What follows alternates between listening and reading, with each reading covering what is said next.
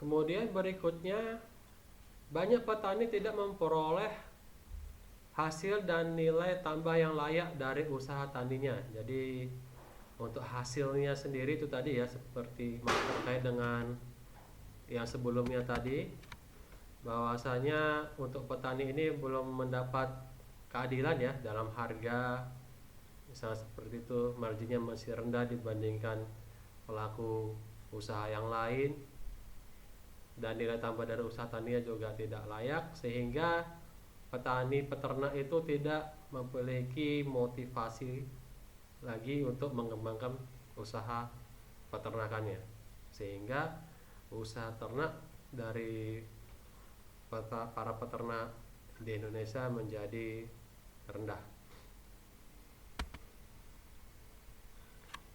Lalu ada faktor-faktor penghambat ya, faktor-faktor penghambat produktivitas usaha peternakan di Indonesia.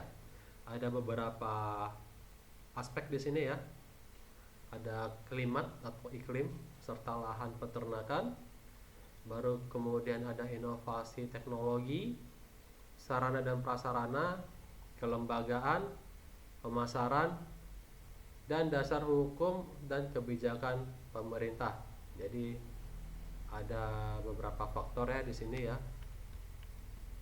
Akan kita bahas satu persatu. Oke, jadi maksudnya produktivitas di sini, maksud dari produktivitas di sini adalah ini ya, sebuah kegiatan untuk mencapai sesuatu tujuan ya. Dalam hal ini produk peternakan. Jadi ada beberapa faktor yang menghambat produktivitas tersebut, antara lain yang pertama adalah klimat dan lahan peternakan. Klimat itu kita tahu apa ya, terkait cuaca ya, cuaca, suhu, dan lahan peternakan. Jadi kita tahu sendiri kalau iklim di Indonesia itu adalah tropis ya. Beberapa usaha ada yang sangat sensitif terhadap suhu ekstrim. Contohnya misalnya pada usaha peternakan sapi perah atau ternak perah, dia membutuhkan iklim atau cuaca yang dingin, sementara daerah kita tidak seperti itu. Jadi ini juga salah satu faktor penghambat ya dalam produktivitas usaha peternakan di Indonesia. Tapi itu bisa ditanggulangi ya dengan cara pemilihan lokasi ternak.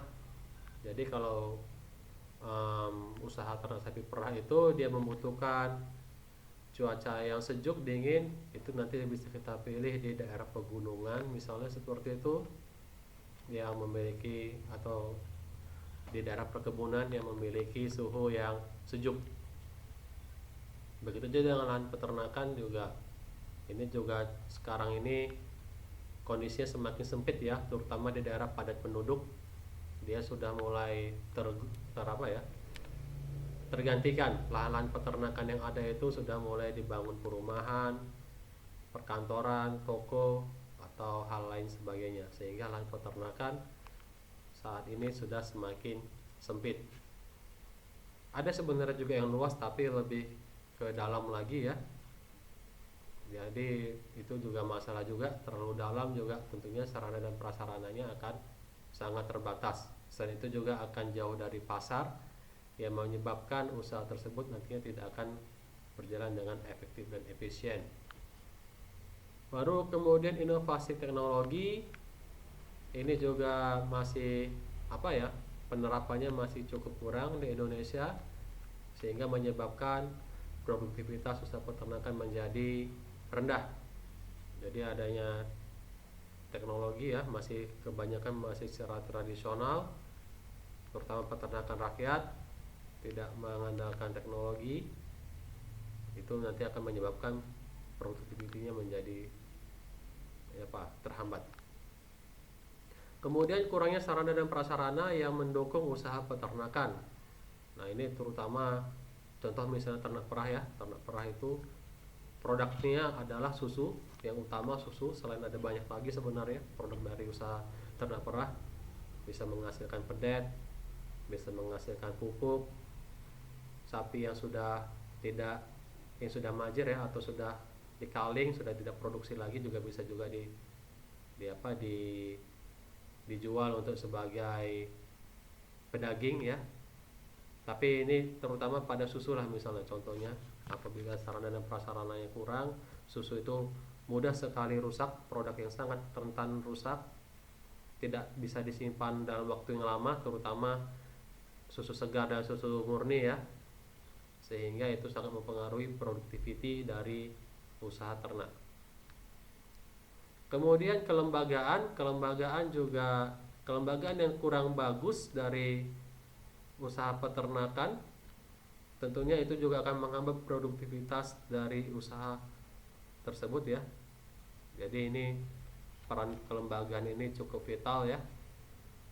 Saat ini sudah banyak juga riset-riset terkait kelembagaan peternakan yang dilakukan supaya productivity dan produksi dari usaha peternakan rakyat, usaha peternakan itu di Indonesia juga nantinya akan semakin baik. Kemudian faktor pemasaran juga sangat penting ya, yang vital untuk menentukan produktivitasnya itu bagus atau tidak. Jadi pemasaran ini sangat vital apabila kita melakukan sebuah usaha ternak. Pemasaran ini sebaiknya perlu kita pikirkan bahkan sebelum kita memulai usaha tersebut. Jangan kita nanti terlalu asik berpikir bagaimana cara memproduksi sebuah peternakan untuk menghasilkan daging kah atau telur atau susu ya, yang berkualitas baik dengan produksi yang tinggi. Tahu-tahu sudah dapat produknya, sudah menghasilkan, kita tidak tahu pemasaran terhambat. Itu tentunya akan sangat merugikan bagi usaha peternakan. Kemudian berikutnya dasar hukum dan kebijakan pemerintah, ini juga sangat mempengaruhi ya dalam hal produktiviti usaha peternakan, karena beberapa kebijakan pemerintah itu ada juga yang tidak sesuai ya, tidak mendukung usaha peternakan. Jadi dasar-dasar hukum dan kebijakan pemerintah ini kadang bisa menjadi penghambat yang menyebabkan produktivitas usaha peternakan menjadi rendah. Namun kalau saat ini belakangan kalau boleh saya komentar, sudah cukup baik ya usaha-usaha pemerintah dalam untuk mengembangkan usaha peternakan. Ya walaupun belum terlalu baik, tapi sampai saat ini mudah-mudahan terus menuju arah yang lebih baik.